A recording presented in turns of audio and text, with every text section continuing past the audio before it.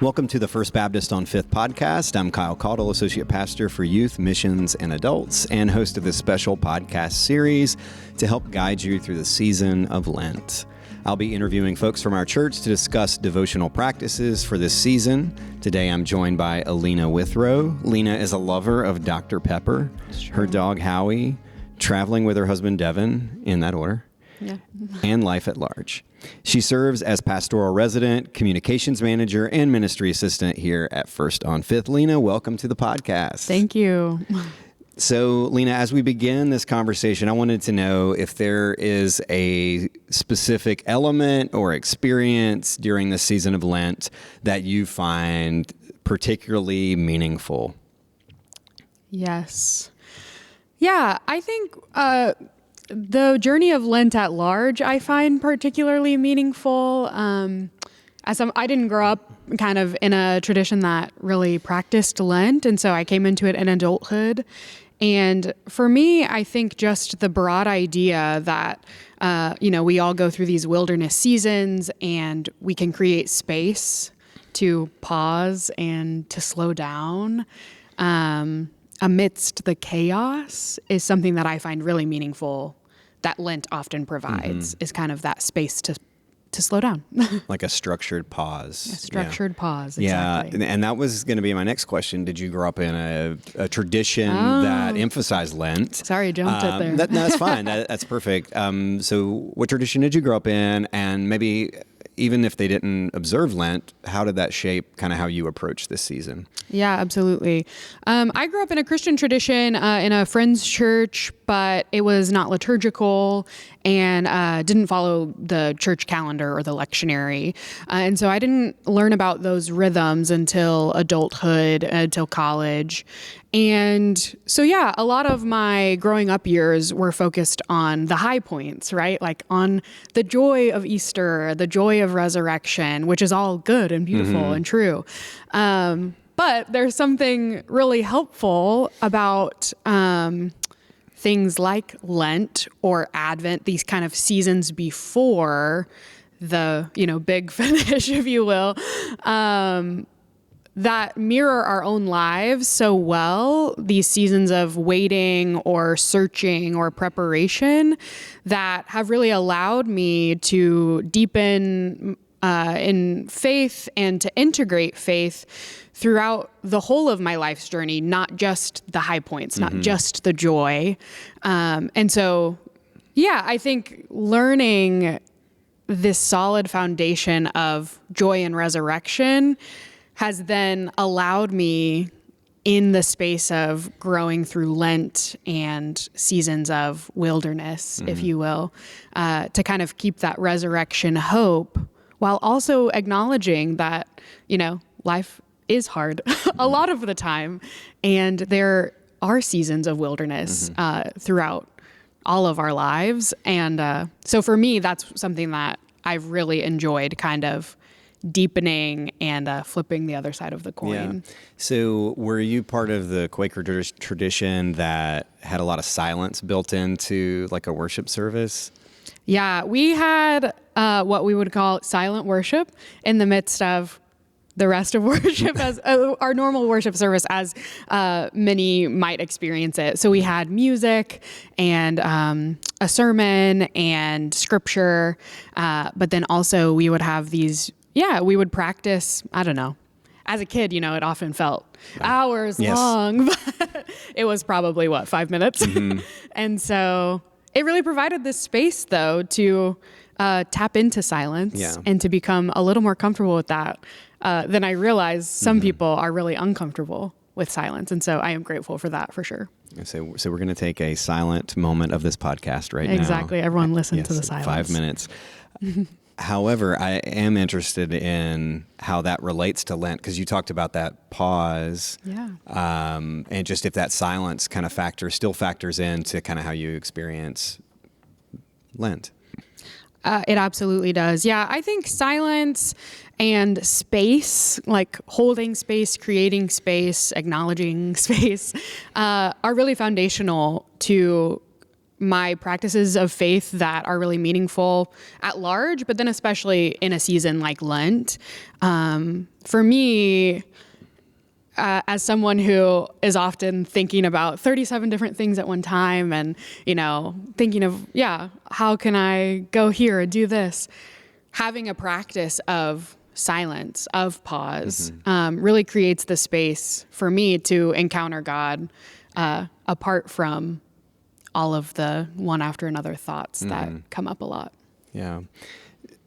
So in addition to kind of the worship rhythms that we have here during Lent, we're also doing this devotional and podcast series. Right. But you're offering a Thursday morning prayer group during Lent. And I want to know, has that been an important part of your routine and kind of what that group's been like? Yeah, the Thursday morning group has been really special. It's a beautiful, kind of on these same things we've been talking about. It's been a really beautiful time to kind of hold that sacred space together in community. So it's just a small group of us that meet once a week, and we begin each time by, taking a deep breath, lighting a candle, and doing some gentle stretches to like center into our bodies and acknowledge ourselves in the space. And then we go into this prayer liturgy and scripture reading. And in that, we have kind of 4 sections where, we offer prayers for ourselves, for the world, for our community. And we hold silence or name our prayers. And sometimes that is filled with a lot of words, and sometimes it's filled with silence. And it's filled with this acknowledgement that we all have things on our hearts, in our spirits, and even too deep for words, right? That we can hold together and we can see each other in that. And so creating that space has been a really meaningful rhythm for Lent this year. Yeah, I was able to fill in for you one week, and just to start my Thursday like that afterwards, I was like, I feel ready to enter this day. Yes. And so it was really a gift. So I do want to thank you for starting that this season. So as we can continue this conversation, we're going to enter the devotional portion. I will read the scripture and then invite you to share your devotion. The scripture selection is from Matthew 27, and your devotion falls on what day? Holy Saturday. Yeah, Holy Saturday. So we're going to talk a little bit about that in our conversation. So if you're hearing this before, right before Easter or whenever this comes out, just know that this is when Jesus has died. And so this is about his burial. And this is in Matthew 27, verses 57 through 61. When it was evening, there came a rich man from Arimathea named Joseph, who was himself a disciple of Jesus. He went to Pilate and asked for the body of Jesus. Then Pilate ordered it to be given to him. So Joseph took the body and wrapped it in a clean linen cloth and laid it in his new tomb, which he had cut out of the rock. He then rolled a great stone to the door of the tomb and went away. Mary Magdalene and the other Mary were there, sitting opposite the tomb. We've traveled through the Lenten wilderness, and now all is still. What we had hoped would not once again come to pass did. Death lingers in the air. We encounter the mourning, the stillness of Holy Saturday. If you've ever sat through those hours, minutes, days, and weeks after the death of a loved one, what do you remember? It's often as if time warps in waves, dragging on and then speeding up. Days go quickly by, yet it seems like the minutes last for hours. It can be disorienting and often so quiet. When those we love slip into the mystery, there is often just profound space, open, unfilled, new, and we aren't quite sure what to do with it. In a world where there are such grand injustices, such hurt and heartache and all manner of experiences necessitating lament, from the broadest sphere to the most personal of despairs, Holy Saturday offers us space to acknowledge the missing pieces, to hold space for the empty seats at our tables, to lament the death and distance from those we wish were near, and to speak honestly about the uncertainty of how to go on living when our friends, our family, our neighbors, our loves, indeed, even our God, have died.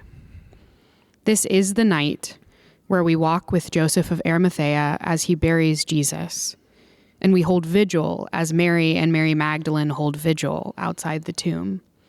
We travel into the night, hoping against hope that the morning light will soon turn to darkness to dawn, as echoes from Ash Wednesday break our hearts and comfort us all at the same time. From dust we are, and to dust we shall return.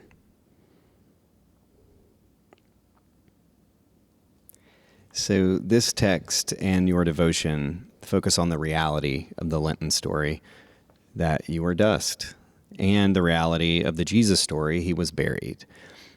Do you have a sense that we try to avoid these realities?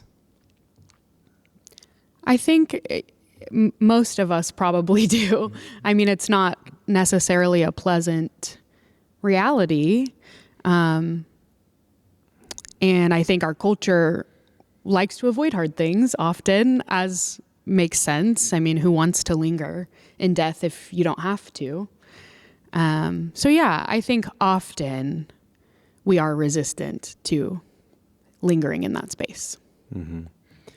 Yeah, I definitely, we want to move on to the brass of Easter Sunday, the jubilation. And it's hard to linger on that Good Friday and Holy Saturday because it's grief, and sometimes it makes us feel things that we're uncomfortable with.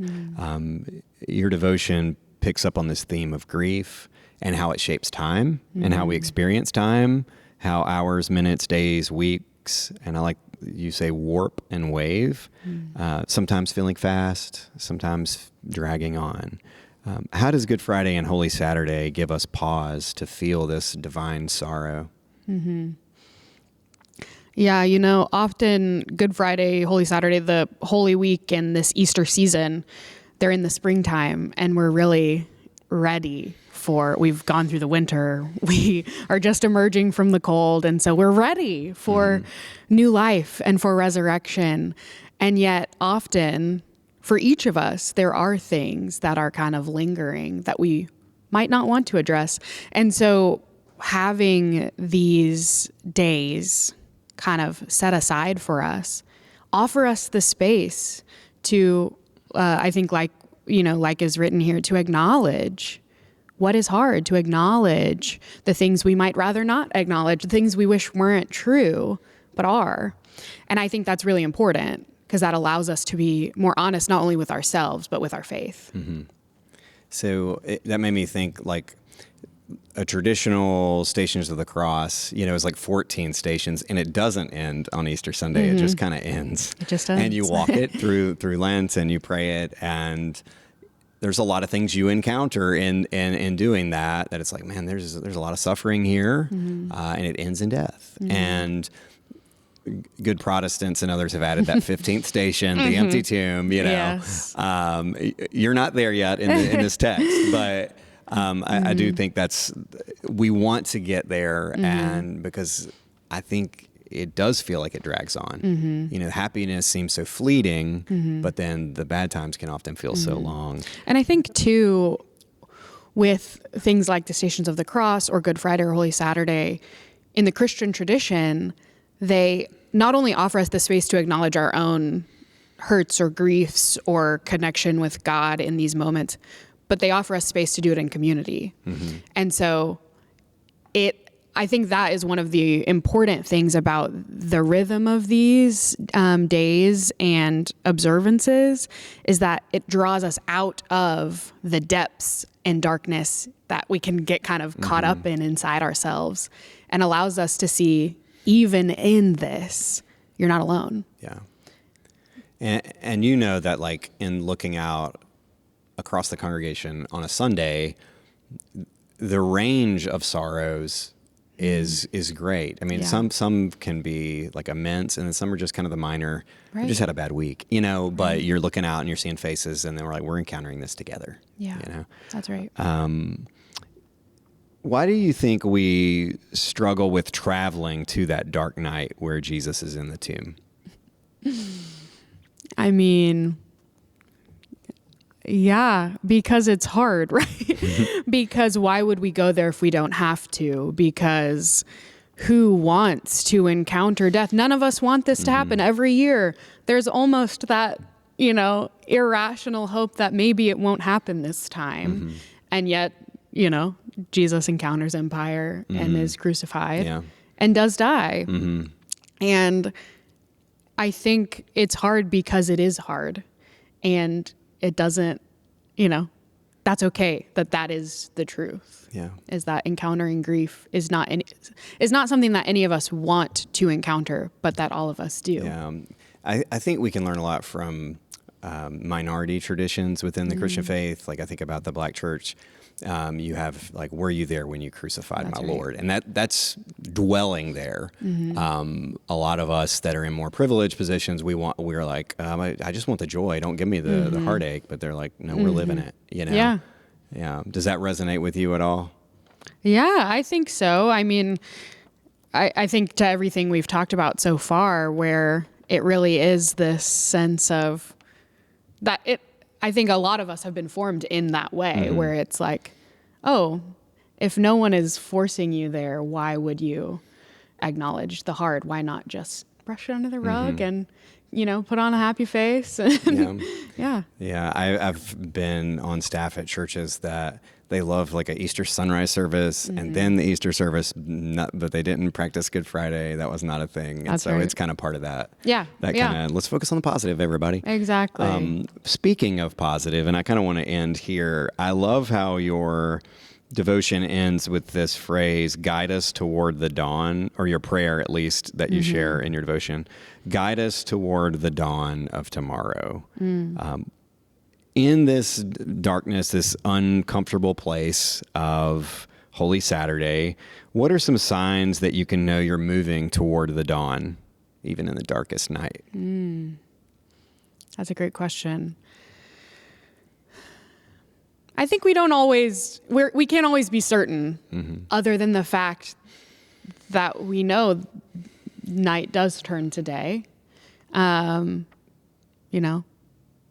and then it goes back to night, and then it comes back to day. And I think the signs are not always clear in the ways we wish they were.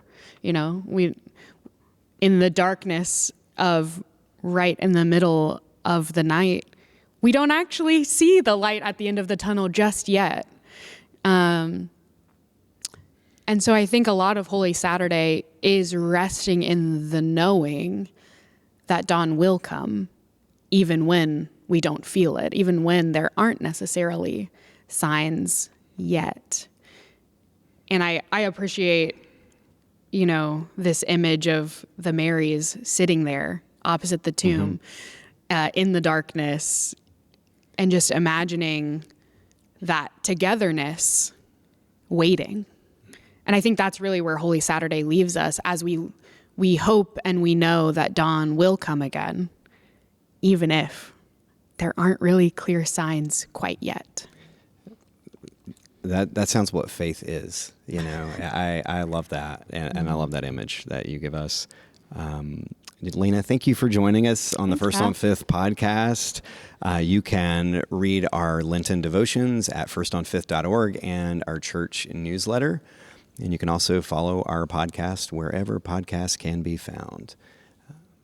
Thank you and be well.